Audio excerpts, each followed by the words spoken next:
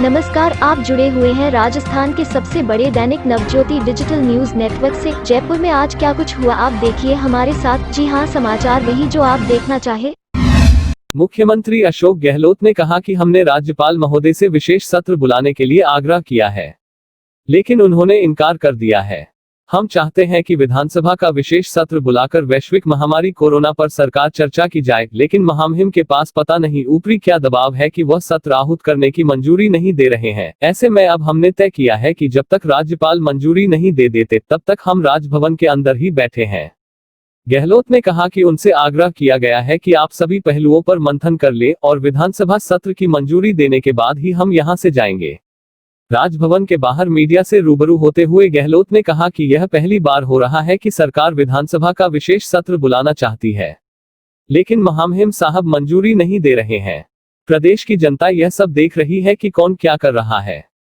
उन्होंने एक सवाल के जवाब में कहा कि इससे पूर्व स्वर्गीय भैरों सिंह शेखावत ने भी राजभवन में धरना दिया था। ऐसे में भाजपा नेताओं को इसकी जानकारी नहीं है। पहले वह इतिहास पता कर ले, उसके बाद ही किसी तरह की बयानबाजी करे। कुछ क्वेरी जो होती है माननीय मंत्री, तो वो म्यूचुअली बात करके सरकार के सामने कल रात को ही मैंने को निवेदन किया। कुछ आपकी क्वेरी भी है तो आपके secretary to governor, secretary to CM से बात करके वो क्वेरी हम लोग सॉल्व कर सकते हैं। राज्यपाल कलराज मिश्र की ओर से विधानसभा का विशेष सत्र बुलाने से इनकार किए जाने के बाद मुख्यमंत्री अशोक गहलोत सभी विधायकों को लेकर राजभवन पहुंचे।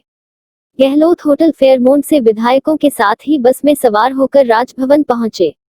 4 बसों के जरिए राजभवन पहुंचे विधायकों को गेट नंबर 2 से बसों के जरिए सीधे राजभवन के अंदर ले जाया गया।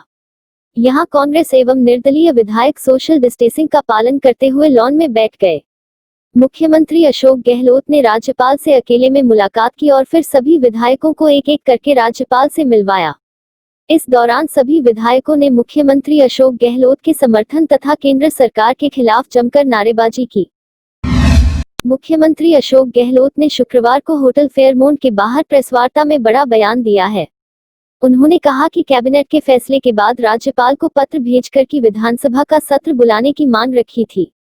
हमें उम्मीद थी कि विधानसभा का सत्र बुलाने के लिए राज्यपाल रात को आदेश जारी करेंगे, लेकिन अभी तक कोई जवाब नहीं आया है। गहलोत ने कहा कि राज्यपाल की ओर से आदेश नहीं देना दुखद है। हमारा मानना है कि राज्यपाल द्वारा विधानसभा सत्र की अनुमति नहीं देने के पीछे ऊपर का दबाव है। गहलोत ने कहा कि मैं बार बार कह रहा हूं कि हमारे पास स्पष्ट बहुमत है। विधानसभा के फ्लो पर दूध का दूध और पानी का पानी हो जाएगा। प्रदेश के सियासी घमासान के बीच होटल फेयरमोंट में शुक्रवार को एक बार फिर मुख्यमंत्री अशोक गहलोत की अध्यक्षता में कांग्रेस विधायक दल की बैठक हुई।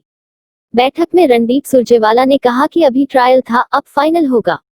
वहीं नवनियुक्त कांग्रेस प्रदेशाध्यक्ष गोविंद सिंह डोटासरा ने कहा कि प्रजातंत्र जीतेगा, षड्यंत्र हारेगा। विधायक दल बैठक में अशोक गहलोत के समर्थन में जमकर नारे लगे। केंद्रीय मंत्री गजेंद्र सिंह शेखावत ने होटल फेयरमोंट के बाहर प्रेस वार्ता में सीएम अशोक गहलोत के बयान को लेकर निशाना साधा। शेखावत ने कहा कि बार बार लोकतंत्र की दुहाई देने वाले और खुद को गांधीवादी कहने वाले मुख्यमंत्री ने अराजकता से भरा बयान दिया है। उन्होंने कहा कि किसी संवैधानिक पद पर बैठे व्यक्ति को मर्यादा में रहते हुए टिप्पणी करनी चाहिए। उन्होंने कहा कि कभी फोन तो कभी चिटफंड के बहाने अपने घर के भीतर के फ्रस्ट्रेशन के चलते दूसरे के घर में कीचड़ फेंकने की कोशिश की जा रही है। बीजेपी बार बार कह रही है कि लोकतंत्र का चीरहरण हो रहा है, उसे हर हाल में रोका जाना चाहिए। सीएम गहलोत की बयान पर बोलते हुए भाजपा प्रदेशाध्यक्ष सतीश पूनिया ने कहा कि राज्यपाल के सामने विधायकों को लेकर जाना एक लोकतांत्रिक प्रक्रिया है, वो ऐसा कर सकते हैं, लेकिन सदन बुलाने को लेकर उन्हें धैर्य रखना चाहिए। मुख्यमंत्री को यह नहीं कहना चाहिए कि राजभवन का घेराव करेंगे, इस तरह की बातें ठीक नहीं है। उन्होंने कहा कि यह झगड़ा उनका आपसी है, इसमें बेवजह बीजेपी को घसीटा जा रहा है। समस्या और समाधान दोनों उनके दल में ही है। चिकित्सा मंत्री डॉक्टर रघु शर्मा ने राज्यपाल कलराज मिश्र की ओर से कोरोना के चलते विधानसभा का सत्र नहीं बुलाए जाने की मांग ठुकराए जाने पर प्रतिक्रिया देते हुए कहा कि राजस्थान में कोई विधायक कोरोना पॉजिटिव नहीं है।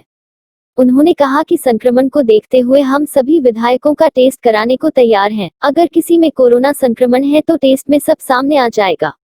रघु शर्मा ने कहा कि हमारे पास पीपीई किट भी है, जरूरत पड़ी तो उनका उपयोग भी किया जा सकता है। रघु शर्मा ने कहा कि राज्यसभा चुनाव के दौरान भी विधायक विधानसभा में वोट डालने आए थे। अगर उस वक्त वोट देने के लिए आ सकते हैं तो अभी क्यों नहीं। चिकित्सा एवं स्वास्थ्य मंत्री डॉक्टर रघु शर्मा ने कहा कि कोविड-19 से और बेहतर तरीके से लड़ने के लिए प्रदेश के सबसे बड़े सवाई मानसिंह अस्पताल में प्लाज्मा बैंक स्थापना करने की शुरुआत की जा रही है। रघु शर्मा ने प्लाज्मा बैंक का पोस्टर जारी करते हुए कोरोना विजेताओं से ज्यादा प्लाज्मा डोनेट करने की अपील भी की। उन्होंने कहा कि वर्तमान परिप्रेक्ष्य में राजस्थान सरकार आमजन के स्वास्थ्य को लेकर अति संवेदनशील है और इसके लिए राज्य सरकार द्वारा कोविड-19 की रिकवरी दर को बढ़ाने एवं मृत्यु दर को कम करने के लिए हर संभव प्रयास किए जा रहे हैं। उन्होंने कहा कि प्लाज्मा थेरेपी के अप्रत्याशित एवं सराहनीय परिणाम को देखते हुए राजस्थान सरकार द्वारा प्रदेश के प्रथम प्लाज्मा बैंक की स्थापना एसएमएस हॉस्पिटल में की जा रही है। परिवहन आयुक्त रवि जैन कोरोना जांच में पॉजिटिव पाए गए हैं। जांच रिपोर्ट आने के बाद जैन ने खुद को क्वारंटाइन कर लिया है। शुक्रवार को मुख्यालय पूरी तरह से बंद रहा। हालांकि सीएमएचओ की टीम परिवहन मुख्यालय पर पहुंची और मुख्यालय को सैनिटाइज कर कर्मचारी अधिकारियों के सैंपल लिए। परिवहन विभाग की ओर से वाहन चालकों को जारी होने वाले ड्राइविंग लाइसेंस पर अब ब्लड ग्रुप के साथ ऑर्गन डोनर होने की भी जानकारी अंकित होगी। नए लाइसेंस में मृत्यु के बाद ऑर्गन डोनेट करने के सवाल को अब अनिवार्यता के साथ जोड़ा जा रहा है। परिवहन आयुक्त रवि जैन ने बताया कि अंगदान महादान की परिकल्पना अब तक किताबों तक सिमटी हुई थी, लेकिन अब परिवहन विभाग की ओर से बनने वाले लाइसेंस में इस परिकल्पना को धरातल पर सार्थक किया जाएगा, क्योंकि देश भर में हर साल सड़क हादसों में लाखों लोग अपनी जान गंवा बैठते हैं। ऐसे में यदि वह सभी लोग अपनी मृत्यु के बाद ऑर्गन डोनेट कर दे तो लाखों लोगों की जान भी बचाई जा सकती है। राजस्थान राज्य पथ परिवहन निगम की बसों में अब सफर करना महंगा होगा। रोडवेज की ओर से भेजे गए प्रस्ताव को सरकार ने मंजूरी दे दी है। अब जल्द ही इसे लागू किया जाएगा। जानकारी के अनुसार रोडवेज प्रशासन की ओर से लंबे समय से किराए में बढ़ोतरी नहीं की गई थी। कुछ माह पूर्व रोडवेज प्रशासन की ओर से किराया बढ़ोतरी का प्रस्ताव परिवहन विभाग के मार्फत सरकार को भेजा गया था, जिसे सरकार ने मंजूरी दे दी है। परिवहन आयुक्त रवि जैन का कहना है कि किराया बढ़ोतरी के प्रस्ताव को मंजूरी मिल गई है, अब जल्द ही ऑर्डर निकाले जाएंगे। राजधानी जयपुर में नगर निगम एवं डोर टू डोर कचरा संग्रहण करने वाली फार्म बीवीजी कंपनी के बीच अभी विवाद नहीं सुलझ पाया है। इसके चलते शहर की सफाई व्यवस्था चरमरा गई है। नगर निगम ने शहर में डोर टू डोर कचरा संग्रहण के लिए बीवीजी फर्म को जिम्मेदारी सौंप रखी है, लेकिन भुगतान को लेकर चल रहा विवाद इसमें आड़े आ रहा है। पिछले दिनों नगर निगम ग्रेटर के आयुक्त दिनेश कुमार यादव ने सफाई व्यवस्था को लेकर शहर का निरीक्षण किया था। उस समय सफाई व्यवस्था में मिली खामियों को लेकर अधिकारियों के साथ फार्म के पदाधिकारियों को भी सफाई व्यवस्था दुरुस्त करने के निर्देश दिए थे। उन्होंने कहा था कि सफाई व्यवस्था में लापरवाह अधिकारी कर्मचारियों के खिलाफ सख्त कार्रवाई की जाएगी। राजस्थान यूनिवर्सिटी में पिछले 2 सालों से शोध में दाखिला लेने वाले विद्यार्थियों को निराश होना पड़ रहा है। इसकी सबसे बड़ी वजह है शोध के लिए होने वाली एमपेट परीक्षा का नहीं होना। यूनिवर्सिटी में पिछले 3 सत्र 0 होने की नौबत आई तो इस साल का सत्र भी 0 जाने के पूरे आसार नजर आ रहे हैं। यूनिवर्सिटी प्रशासन की लापरवाही के चलते और रिसर्च पर ध्यान नहीं दिए जाने के कारण राजस्थान विश्वविद्यालय को मिलने वाली ग्रांट में भी कटौती हो चुकी है। कोरोना महामारी के चलते करीब 2 माह की देरी के बाद यूनिवर्सिटी में शैक्षणिक सत्र की तैयारियों ने जोर पकड़ लिया है, लेकिन इसके बाद भी रिसर्च में नए दाखिलों को लेकर अभी भी कोई कवायद होती नजर नहीं आ रही है। रिसर्च के लिए एडमिशन टेस्ट एमपेट तक समय पर नहीं करवाया जा रहा है। साल 2018 का एमपेट टेस्ट साल 2019 में कराया गया। अब गिने चुने प्रोफेसरों के साथ ही ग्रांट की कमी ने रही सही कसर और पूरी कर दी है। फुलेरा कस्बे में शुक्रवार को सुबह से रुक रुक कर बारिश होने से लोगों को गर्मी व उमस से राहत मिली। हालांकि बारिश के कारण सड़कों व गलियों में पानी जमा होने से राहगीरों व वाहन चालकों को आवागमन में परेशानी का सामना करना पड़ा। मानसून की पहली बारिश होने पर आसपास के गांवों के किसान भी खुश नजर आए। किसानों ने कहा कि बारिश से फसलों को अच्छा लाभ मिलेगा। बारिश के कारण तापमान गिरने से मौसम ठंडा हो गया।